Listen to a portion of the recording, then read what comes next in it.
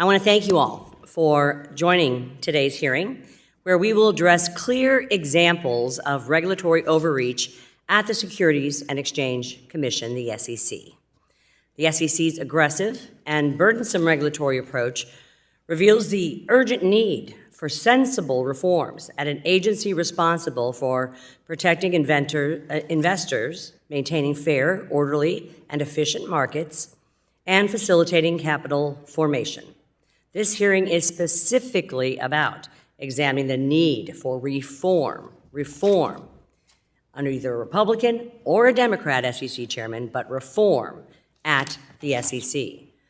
Chair Gensler's frenetic partisan rulemaking agenda at the SEC has threatened the health of U.S. capital markets and highlights the need for targeted institutional reform.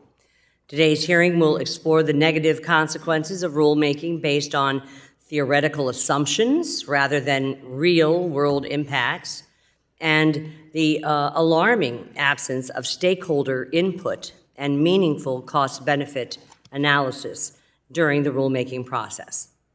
None of these topics covered today should come as a surprise to anyone who has paid attention to the SEC under Chair Gensler. Likewise, each of our proposed reforms is targeted and practical. They will improve the 90-year-old agency, not overhaul it. They will not remove investor protections or kneecap the regulatory process or politicize an independent federal agency, despite what any Democrats may claim. The problems and solutions highlighted today are clear to any observer of the SEC, with countless examples proving that the SEC under Chair Gensler would rather pursue partisan policy objectives than adhere to its statutory mission. Democrats might argue that Chair Gensler has acted in the interest of investors.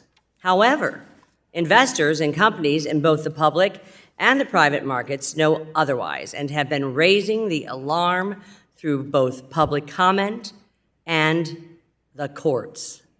For example, if Chair Gensler were truly concerned with the interest of investors, wouldn't he provide more than 30 days for market participants to review and comment on new rules? Wouldn't he propose new rules that have been substantially changed before they are finalized, or encouraged a thoughtful cost-benefit analysis that clearly shows how the benefits outweigh the costs of a new rule?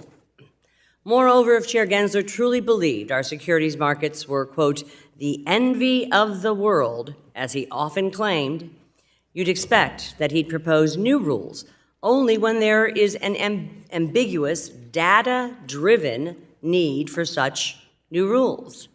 You'd also expect that he'd provide a reasonable staggered timeline for companies to implement and comply with his massive set of new regulatory requirements. Instead, since taking office in 2021, Chair Gensler has flooded the marketplace with roughly 60 new proposals and more than 30 final rules.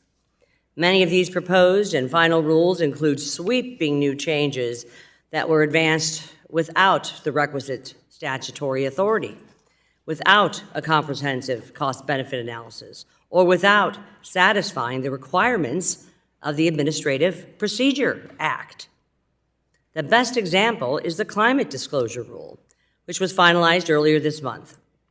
As members of this committee have made clear, the SEC is not an environmental regulator, nor was it given clear authority to finalize climate-related regulations that will only burden American businesses with serious costs. The full committee on financial services will explore that rule in detail on April 10th. In the meantime, today we will hear why our proposed slate of common sense reforms is necessary to prevent an activist agency from accomplishing political objectives, sometimes in violation of the law. This should not be a partisan issue. Members of Congress from both sides of the aisle should be concerned any time an agency oversteps its authority and should welcome the sorely needed reforms we will be examining today that improve the rulemaking process at the SEC. I'd like to thank our witnesses for their testimony, and I look forward to our discussion.